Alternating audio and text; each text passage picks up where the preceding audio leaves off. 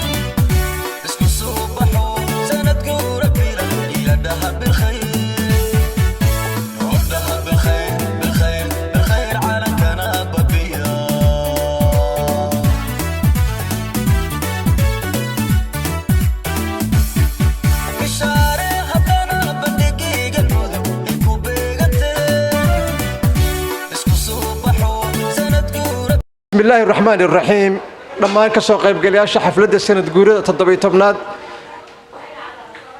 ee dhismaha maamul goboleedka Galmudug waan salaamayaa marka ugu horeysa. marka xigta xafladeena ayaan bilaabaynaa. dhammaantiin xafladeena ayaa waxay u socon doontaa khudbooyin kala duwan oo nagu talagalnay halkan ay ka soo jeediyaan martida ka soo qayb gashay xafladda. hase yeeshee barnaamijkan waxaan ku bilaabaynaa aayadaha quraanka kariimka ah. waxaan inoo furayaa Sheekh Maxamed Xuseen.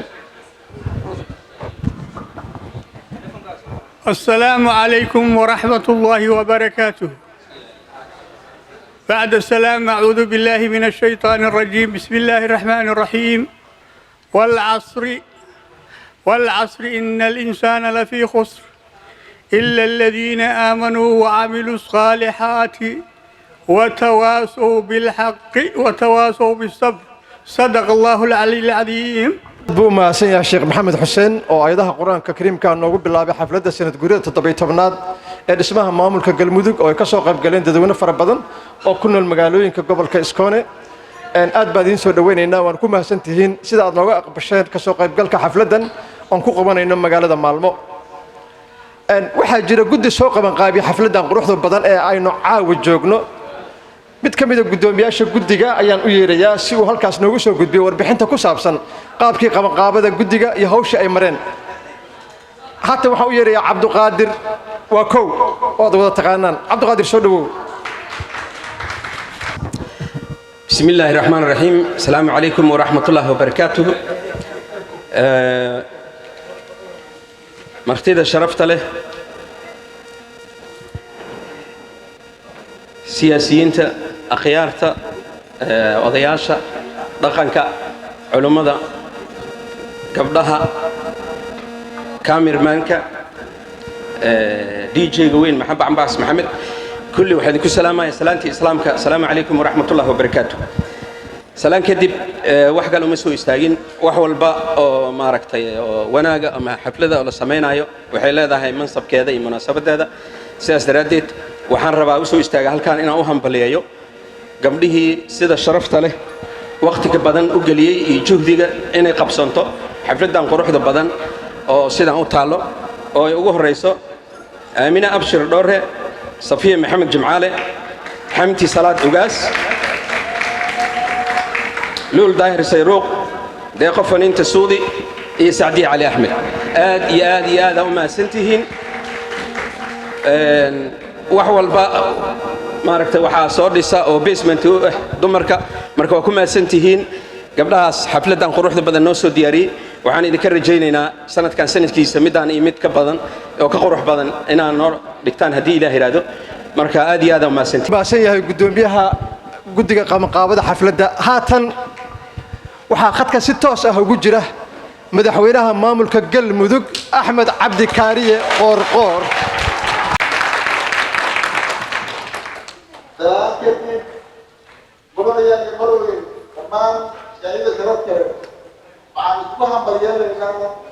مناسبة تاريخ الآن آخر كل أيام الله مرينا وحنا غير يقول ناس فصل جاليتا المرمون عن معنا هم اللينا زرقت فصلتين أنت وين تاريخ مكان كحصة زرقت حدين فصلتين وجمع اللينا إذا كنت قاعد الأول وعن الفصل وين قلبه فرحان قلبه الغرفة ضغطة والبيت قلبه تحول قطعة هي حريات هي لو كحرقة أتكسرها قواعدها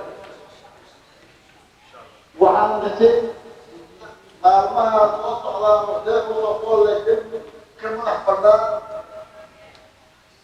حركة قواعدها إلى الجانب horumarkii iyo howlihii wanaagsanaa ee usoo garsoomida aan gaarsiino deegaanada cadowga xigtay soo dherta daaliyadeena sharafta leh waxaan ku dabaaldegi doonaa ilaa inaykiisana nabadkiisa horumar midnimo iyo barwaaqo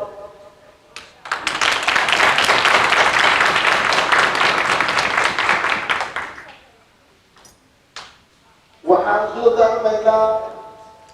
meelaan joognaba inaan ka wada qayb qaadato dowladka iyo horumarka soo kabashada galmudug oo maanta maraysa meel aad iyo aad horeysa sababtii meesha maanta ay marayaan dhismeen horumarka la sameeyey iyo inaan haysano caaway galmudug konton oo ifaysa oo soomaaliya murmudu ah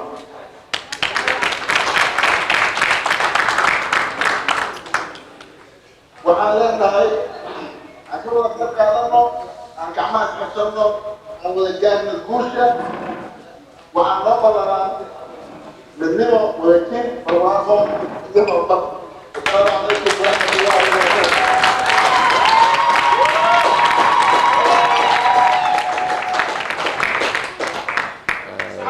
Galmudug State waxaana isku imaatankeena uu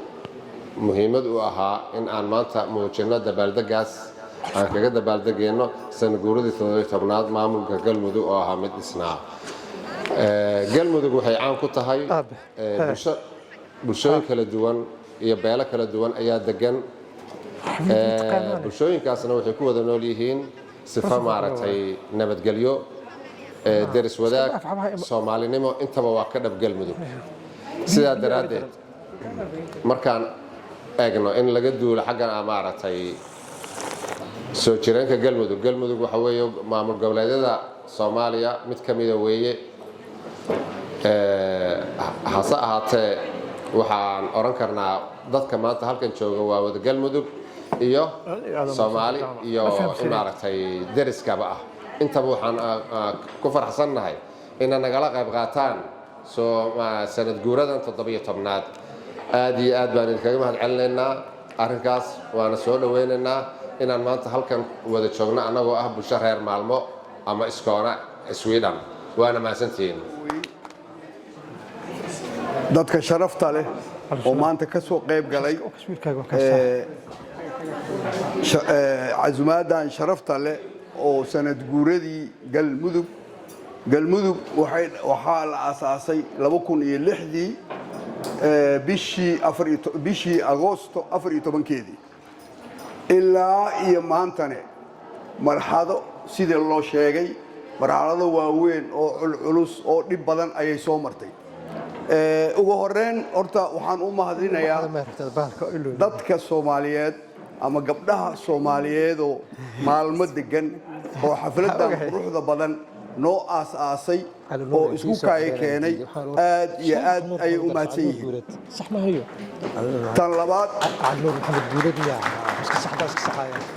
tan labaad waxaan leeyahay galmudug way horumartay galmudug waa ogsoontihiin waa maamul goboleedka ugu qabaa'ilada badan oo Soomaaliya oo dhan ay ka kooban tahay in yar ayaa ka maqan marka intaas waxaan jeclaan lahaa in kolley goboleysiga iyo federaalku waxaa ka qurux badan goboleysigaas oo imaan doono marka dambane wuxdada keeni doono runtii waxaan jeclaan lahaa in Soomaaliya oo dhan ay mid noqoto gees iyo ka gees ayaan jeclaan lahaa haddana wax aan ka qaban karo ma laha oo maanta waa 70 jiraan ahay waxaasaan ka qaban karaa iyo malihi laakiin haddana waxaan ku leeyahay maaragtay aragti in maaragtay Soomaalinimada in maadaama aan sagaal in ka badan oo qabaa'il ayaa galmudug joogo sagaalkaas waxaan jeclahay inay midoobaan ka gees isla xureeyaan meeshii way wada leeyihiin ayagoo marka dambena u gudbi doono in Soomaaliya oo dhan ay isku timaado oo mid aan noqono kuwa naga maqan iyo kuwa joogaba hal Soomaali ayaan jeclaan lahaa inta aan noolahay nolosheena oo iska yar tahay waa ogsoontihiin marka waxaan jeclaan lahaa in midnimada oo galmudug in la dhooro midnimada kulli gees waa isla wada leenahay waxaan leenahay run ahaan haddii qawaarijkan laga xureeyo waxaan leenahay baddii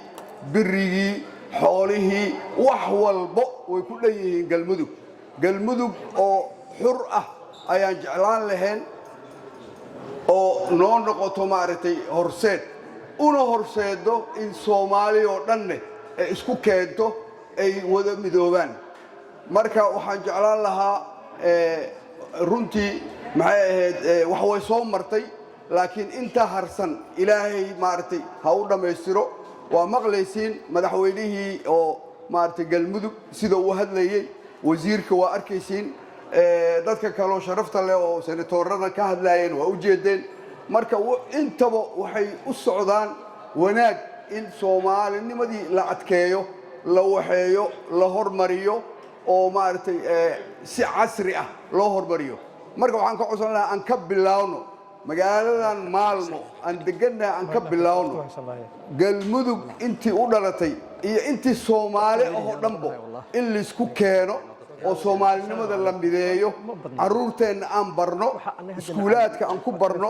wanaaga aan ku barno runtii wax ay taraysa male colaad iyo dib u socod waxba ma tarayso waxaa noo wanaagsan in aan ilmaha barno aan u horseedo wanaag inaan u horseedo marka wanaaggaasaan isku ognahay rag badanaa iga dambeeyo ma sii wadi karo maanta oo dhan haddaan hadlay inaan hadlo waa jeclaan lahaa laakiin intaas aan ku qatimay wuxudada aan ilaalino iyo midnimada aan ilaalino waana mahadsantihiin salaamu calaykum waraxmatullaahi wabarakaatu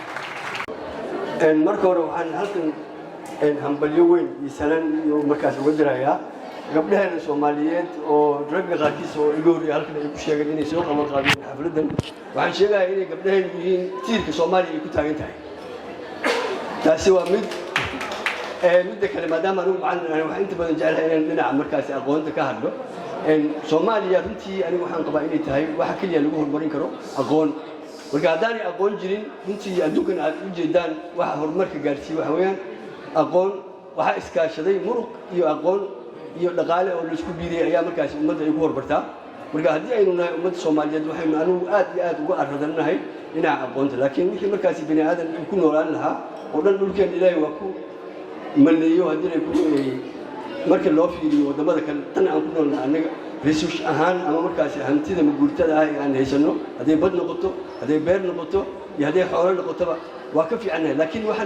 nolol kaga dheeriyay ayaa waxay tahay waan ka arradanahay aqoonta marka waxaan idinku dhiirinaa kulligiin inaad markaasi aysan idin isdhiibin marka Soomaalida inta badan markii ay gaaraan 25 oo ay gabadh guursato ama wiilku guursado hadday 30 gaaraan bis way odayaal isu haystaan waxba ma bartaan marka taasi macnaheedu waxa weeyaan inay markaasi waayaan wax badan oo waqtigooda ah oo ay markaasi ummadooda wax ugu kordhin lahaayeen marka waxaan idinku gubaabinaa kulligiin inaad aqoon barataan anigu waxaan ka mid ahay dadka weli aaminsan shan Soomaaliyeed wax la yiraahdo anigu waxaan Ilaahay ka baryayaa in shantaas Soomaaliyeed oo xor ah inaan arko insha Allah intaan noolahay. Assalaamu calaykum waraxmatullaahi wabarakaatuh. aad buu maasay xasan cali sow waxaan ogahay xasan cali sow xataa marka la fadhiyo magaalada dhexdeeda dhalinyarada inuu ku waaniyo inay wax bartaan waxbarashada ayuu aad ugu dadaalaa aniga iyo dhalinyaro kale oo maalin meel fadhina waxaan xasuustaa inuu bilaabay inuu dhalinyarada ku waaniyo waxbarashada inay ku dadaalaan heerna ay ka gaaraan ilaa heer jaamacadeed iyo meel ka sarreysaba xasan cali sow waanadiisa dhalinyarada uu ku mahadsan yahay mar weyn quruxda badan leh ka sokow galmudug waxaan leeyahay ha waarto ha jirto ha joogto weligeed talaba galmudug uma baahna sheegitaan uma baahno buunbuunin cid walba Soomaaliyeed way taqaanaa waxay gasho iyo waxay guddo annagu ka Jubbaland ahaan aad iyo aad ayaan idinkaga mahadcelinayaa abaalkaad noo gasheen waana idin haynaa galmudug waxaa ka dhashay halyeeye Soomaaliyeed oo ku qoran taariikhda iyo buugagta Soomaaliyeed anoo xusaya Allah ku naxariisto Cabdullaahi Ciise Axmed iyo rag badan uu ka mid yahay Allah ku naxariistay Generaal Maxamed Farax Aydiid galmudug waa lafdhabarkii waddanka waa bridge-kii isku xirayay Sood iyo koonfurta waqooyiga iyo koonfurta Soomaaliya hadday noqoto hidaha iyo dhaqanka suugaanta waxbarashada iyo wax walba la mid ah marka walaalayaal waad ogtihiin farta Soomaaliga markii la qorayay dadkii qoray iyo lahajada lagu hadlayo iyo luqadda lagu dhigayo iyo idaacadaha luqadda ka baxayeen waxa looga hadlaa gobolada aad ka timaadeen ee galmudug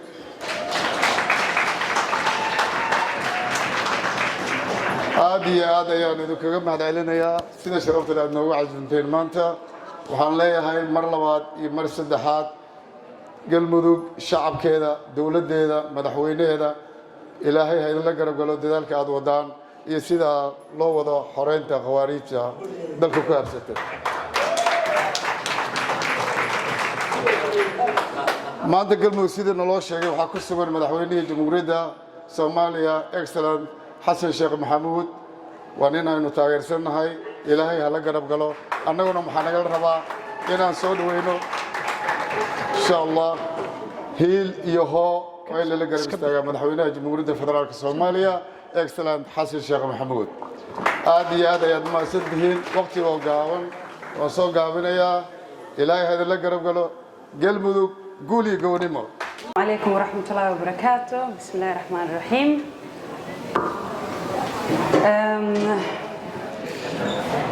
قلمودك هاور مرتون إله وددك هذانا بركة إيه الصومالية وإذن وفرح سنة هاي حفلة دان لسوق بقابية يسكو مانشي هذا أنا قلنا عنك من غلمانتي waxaan doonayaa afar qodob inaad diin taabto oo u muhiim ah reer galmudug iyo horumarkeeda afartaa waxaa ka mid ah marka dhaqaalaha waxbarashada nabadgelyada isku duubnida waxaa lagama maarmaan ah maalgashiga galmudug inay isku tashato waa muhiim shacabkeeda culimadeeda aqoon-yahanadeeda indheergaradkeeda iyo ganacsatadooda waa inay iyagu isku tashadaan dadku haddaysan meel ka soo wada jeesan oo aysan isku tashan cid fadhigeeda wax ugu geynaysaa ugu tagaysaa oo wax ugu qabanaysaa ma jirto haddii aan horumar damacsanahay waa lagama maarmaan in ay reer galmudug ilaha dhaqaalaha ee muhiimka ah ay furtaan sida dekedaha eeraboorada iyo wixii la mid ah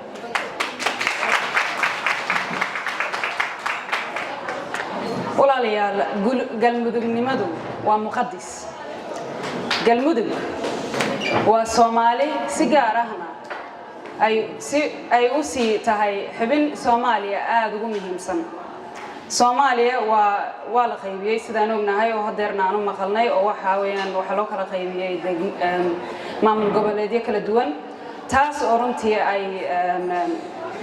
loo arkayay xal markaa jira iyo haddana socda sidaa darteed reer galmudug haddaan nahay waxaan nahay maamul goboleedka ugu muhiimsan markii loo eego beelahaas midoobay isku duubnidu waa shay qaali ah isku duubnida haddii ama hadday timaado nabadu waa ku xigtaa marka walaalayaal dad isku duuban ayaa horumar gaara oo nolol fiican suubista marna nabadda harsan kara waxbarashaduna walaalayaal waa bilowga wax walba galmudug waxay u tiigsatay horumar sidaan hadeertaan madaxweynaha ka maqlaynay iyo mas'uuliyiinta iyo maxaa la yiraahdaa mudanayaasha hadlaba waxaa marka xaq ah inay dadkeedu noqdaan dad horumarsan dhan walba wali taariikhdu waa isqoraysaa marka yaanan ilaawin waxbarashada haddii aan 40 gaarno macnaheedu ma aha inaanan wax baran karin caqliga ilaahay nagu manaystay inaan maalno waa muhiim maskaxda ilaahayna siiyey dhalinyarta maanta joogtana waxaan ku baraarujinayaa ayaga ayaa horumarka iyo maxaa la yiraahdaa nuurka galmudug ah waa muhiim galmudug inay wax bartaan iyo ayaga danahooda marka waxaan leeyahay kun jeer hambaliyo reer galmudug sanad guuro wacan waxaanay noo balana horumarka galmudug oo aan u wada istaagno insha Allah assalaamu calaykum waraxmatullaahi iyo maamooyinka ka soo qayb galay xafladan sanad guurada galmudug 17 guurada galmudug waxaan idin leeyahay oo iskugu wada hambalyeynaa hambaliyo galmudug amyaasiina ka hormarnaya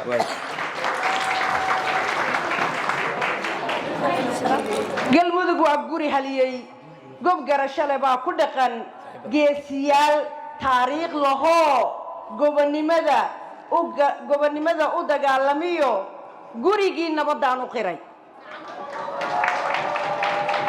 galmudug garcadaa talshiyo gabdhiyo hooyada gudboon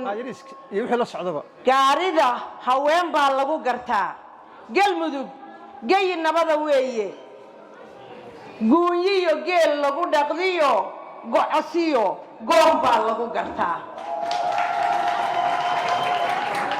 galmudug khayraad baa gingiman galmudug khayraad baa gingiman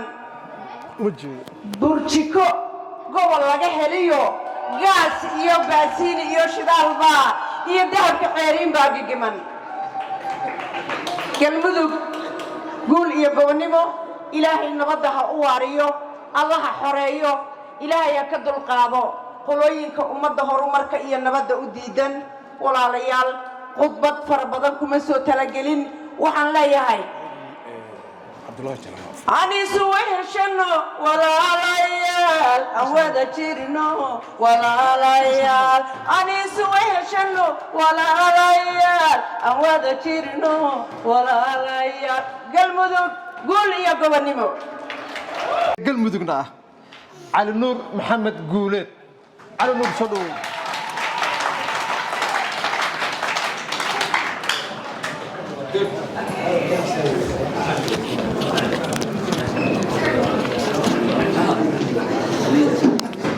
ama Chelsea tahay u dhijis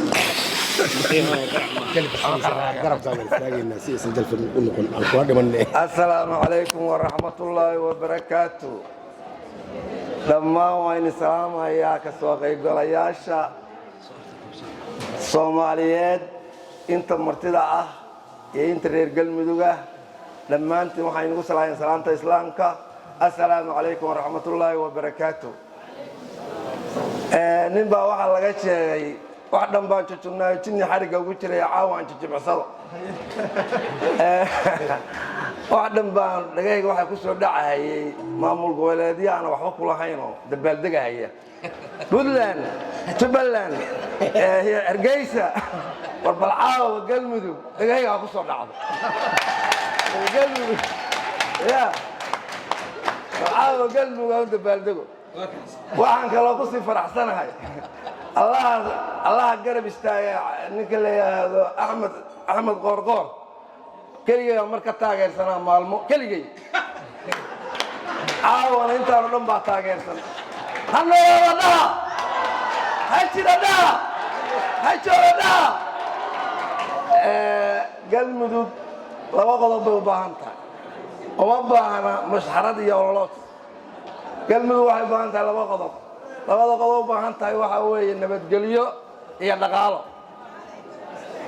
dhaqaalo iyo nabadgelyo u baahan tahay tikada berbera iyo tikada boosaaso waxay ku furan yihiin oo ku shaqeeyaan waa wanka galmudug waa dibiga galmudug waa koranka galmudug xaqiiqatan markaan wada hadalno waxaa weeye marka madaxweynaha inagu axmed qoorqoor wuu la xisaabtami lahaa nimankaas laakiin waxaa garbaha ku dhegan waa siyaasiyiinta iyo shacabka galmudug wiilka afar waa qawanka ka soo eriyooda iyo wiilka meesha la yidhaahdo balambal orgey ka soo wata iyo xarar dheere iyo hobyo midka ka keena iyo meesha la yidhaahdo galhareerika ka keena meelay iskugu yimaadaan oo lagu canshuuro oo kastanu ah hadduu maanta leeyahay ogyahay nabadgelyo inay ku wada helayaan wuu la xisaabtami lahaa wuxuuna dhihi lahaa anaa iskale kuwaan laakiin waxaa garbaha u qabanahaya oo u gondagoynahaya oo canshuurtiisa ku ballaarinahaya waa kuwa annaka naga mid haddana waxaaba batayba horgal wax la yidhaahdo horgal muxuu yahay ma wacalba ma meher ka hor buu dhashay lama yaqaan horgalkaa nagu badan baan u malaynayaa marka waxaad yeelaysaa guul iyo gobonnimo waxaan leeyahay reer galmudug hadda maanta waa naga kala daasanta anu wax ma qariyo dad badanoo intabayaa meesha ka maqan oo reer maalmaa oo rag iyo anu dumarka ma kala qaranaya ragga ah baa maqan sanadkan kiisa kale haddii ilaahayna gaadhsiiyo sidaan si ka weyn waa inoo xusno oo iskugu nimaadno oo guddi la sameeyo oo dhaqaalo la sameeyo oon galmudug ugu deeqno $1 waa inaan ugu daqayno $1 waa mahadsantiin calyaraa ku haya waa gaajaysna iga soo gaabi waa soo gaabiya calyar aad buu u mahadsan yahay cali nuur maxamed guuleed oo ka mid ah ka soo qaybgalaashii aan ku martiqaadnay xafladdan haatanna gabagabadii aan maraynaa waxaan u yeerayaa xildhibaan ka tirsan golaha deegaanka magaalada maalmo xildhibaan ka tirsan gobolka iskoone xildhibaan u tartamay baarlamaanka qaranka dalka Sweden oo aad wada garanaysaan taageerana aad u muujisaan sida aan filayo dhammaantiin xildhibaan maxamed yaasiin xildhibaan ku soo dhaweey مدن المروين مرتدى شرفت له كل يوم واحد نقول سلام يا سلامة إسلامك السلام عليكم ورحمة الله ما دام السياسة هاي لنا عن السياسة ده حوجا قد بدأ ده وجيدنا يا إنتيني يقولين مقعد محمد ياسين الله ده قولها الدجان كمجال هذا نفرديا جود هنا مجال هذا وحن كه هاي وفق جود أو وحبر شد عروضته مزول كه دجان كان سنة كهر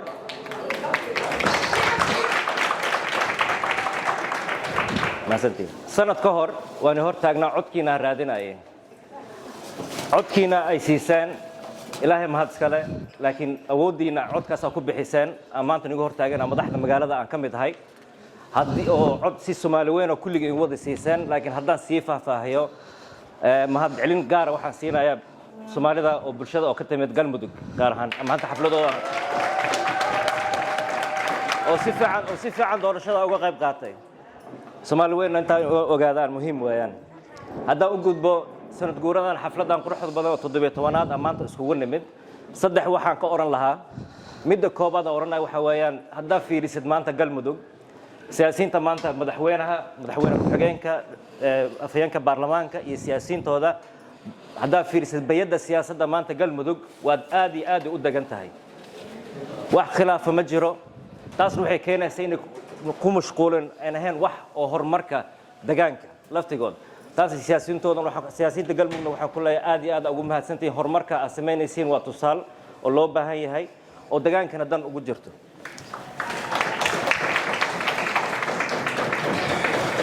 طلبات وحوران لها هذا سأركتين لها قف كما قرصنا الصوماليين يدون كما قرصنا إنه هرمرك هذا قلمود كسعودة ديسموين كسعودة إنفراستراكشر كلا ديسايو سكولات كلا ديسايو هيده دولتها أول ديسايو تاسن وحي كينا سابريتو إن شاء الله إن لقى وقت جوده سنة كان رجينا يا مامور كان جوده هيدو لما يستروا إنه قف يعد دور شد مغرادينا كده حدا على قلمود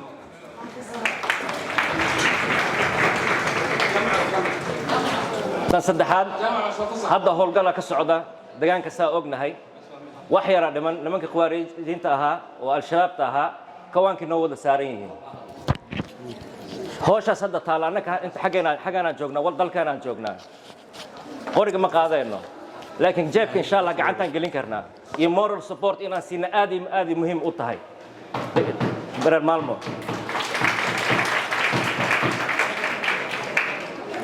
waxaan leeyahay xataa siyaasiyiinta maanta dhowr siyaasiyiina maanta ku fadhina xagan oo magaaladan ka tirsan iyo inta kale oo dalka Sweden oo na daawanaysa waxaan jecelnahay inaan ka qayb insha Allah waxaan kula dardaarmayaa inaan horumarka Soomaaliya kulligeen ka wada qayb qaadano waa aragtaan dalka xaaladan kitaabka la gubaayo iyo dhibaatooyin kale la kulmayno waxa ugu wanaagsan oo ah inaan ka qayb qaadano hadda caruurteena ku soo korino dalkeena si dibadhiskiis si guud galmudug maanta horumartay waxay ka mid tahay Soomaaliya laftigeeda horumartay إن شاء الله حفلتنا تيم كسود ديارين هذا أقوم هاد علنا حفلتنا قروح ضمن لوكال كان دور شارع هروب ونمد ما أنت وما يسمى أنت عروس عادي يلا قد يوكل قروح حفلة وقروح بدو لوكال كان وقف طاق مركز عادي هذا وما ستر المال وارن السلام كل السلام عليكم waxaan u malaynayaa hurdooyin baahiya jirto Soomaaliya ha noolaato Soomaaliya ha noolaato galmudug ha noolaato السلام عليكم ورحمة الله وبركاته وحان ربا مركا كوباد إنان وماد عليو ربيجي إني ماشا سوى الكياني الحمد لله حفلة دان وحفلة هذا قرش بدن خيال اسكت في باهي جرت مشاري وحان ربا سيدو كلا من لبعض إنان وماد عليو هوين كينا لفدبرت الصوماليين حفلة دان وانا اوغانيغا دادك حفلة دان كدن بيين هوين كينا وحنوي ما ايضا ما لبعض الحرقو ما جيفتين سوكع واجيفتين سوكع رجي way soo kaceen laakiin baasha ayika kala wadiin aadan u baahsantiin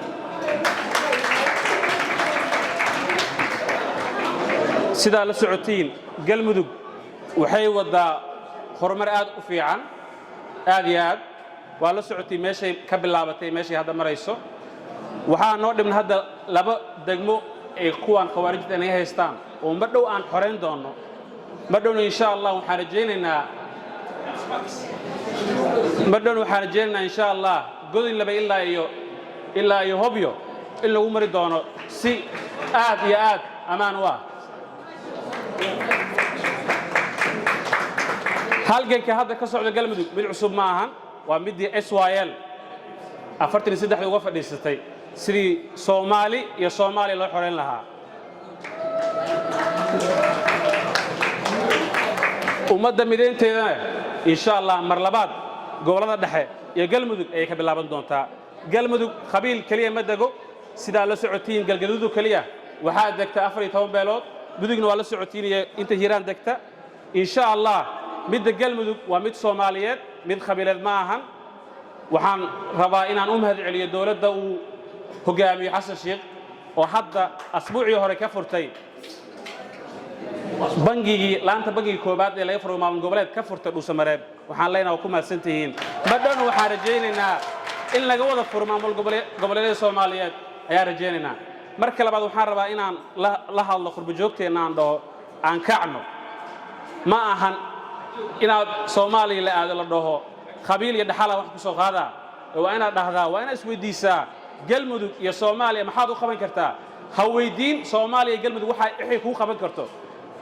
xilku dhaxal maahan waa la isku doortaa insha Allah madhan waa gaareyna marka taasna aan ka wada tashano dadka sida yasanaan u dhahno say wallaahina aan meeshaas ugu jeedo waxaan leeyahay ragow hurdada laga kaco iyo wixii gabdhaha hurdada laga kaco Soomaaliya adinkeena sugaysa odayaasha ayaa la dhageysan markay dhahaan dhalinyarada mustaqbalka tahiin dhalinyarada mustaqbal ma aha dhalinyarada waa hadda xilliga la joogo waaye maanta inta soddonkaan gaarin oo meeshaan joogto wax Soomaaliya nabad soo arkay male anigaan meesha taagan waligay ma arag Soomaaliya nabada dagaalkii waxaan dhashay waagii burburku wadanka ku socday waa laga xun yahay aad wax loogu xumaado waxay tahay meel markaan jaamacadaha wadankan ka dhigano inuu qof walba yiraahdo wadankeyga saasa hadda of course kaamiradan ka baxmaya gaar Allah shucuur baa qaad intayna soo gabagabeen xafladda khudbad kale oo noo dhiman malahaatan cashadan aadaynaa hase yeeshee mar kale iyo mar saddexaad iyo mar afraad waxaan rabnaa inaan u mahad celinno dadkii qabanqaabiya xafladda gaar ahaan indhaha la iskama qarinayo waa gabdhaha xafladdan cidda qabanqaabisay ragga caawin bay ahaayeen waxaan mar kale iyo mar kale u mahad celinaynaa gabdhaha ay ka mid yihiin Aamina Abshir Dhoore Safiya Maxamed Jimcaale Xamdi Salaad Ugaas لول داهر سيرو ديقة فنينة سودي إيو سعدية على أحمد قبلها سوى ما سيهن haddii alla yidhaahdo sanadka dambe waxaan filayaa xaflad midaan ka sii heer sarraysa inaynu isugu imaan doonno qabanqaabadeedana waxaa la ii sheegay in maantaba la bilaabi doono aysan kadis noqon doonin oo ay diyaargarowgeeda iyo hawsheeda la bilaabi doono isla bishan gudaheeda taasna waxay muujinaysaa in xafladda soo socoto ay noqon doonto mid hadda aan joogno midii ka sii heer sarraysa waa mahadsantihiin 1,000 jeer aygaygo cagarto gooyaha udgoon ka simayahay aygaygo cagarto gooyaha udgoon ka simayahay la galay farxad iyo barwaaqo guntana nabaday ku joogan la galay farxad iyo barwaaqo guntana nabaday ku joogan ka gudoomaya kan gaclooday gablaydii shiriibka ii tumaa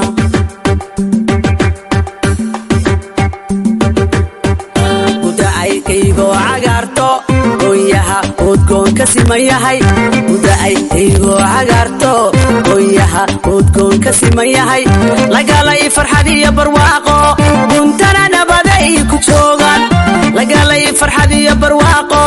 guntana nabaday ku joogan ka gudoomaya kan gaclooday gablaydii shiriibka ii tumaa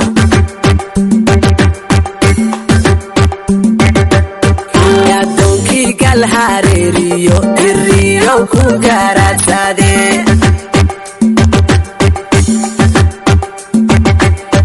qofkii ceel bargaaneediyo goonkii jaacarna waa u gaar ceel buryaa gaararkii waa baxood garwen ceel shiilaalow galyaa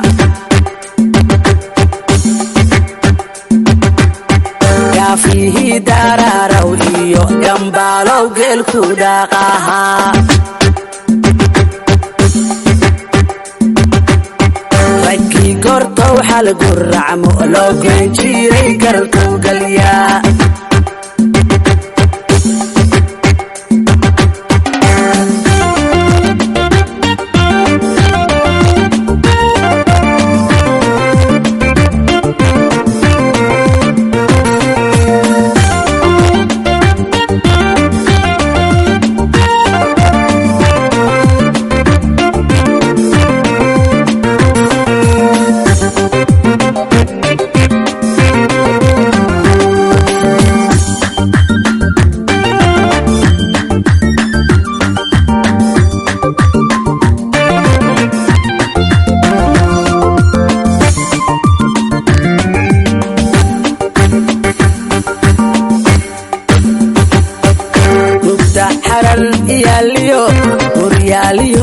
burdher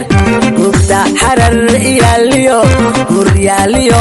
burdher guri nabadeed dayniiliyo gogoshii qaydariyo burcad guri nabadeed dayniiliyo gogoshii qaydariyo burcad ka gudoomayarkaan gaclooday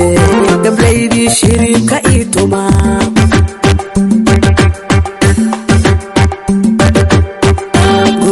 xarar iyaaliyo guryaaliyo burdher gubta xarar iyaaliyo guryaaliyo burdher guri nabadeed dayniiliyo gogoshii qaydariyo burcad guri nabadeed dayniiliyo gogoshii qaydariyo burcad ka gudoomayarkaan gaclooday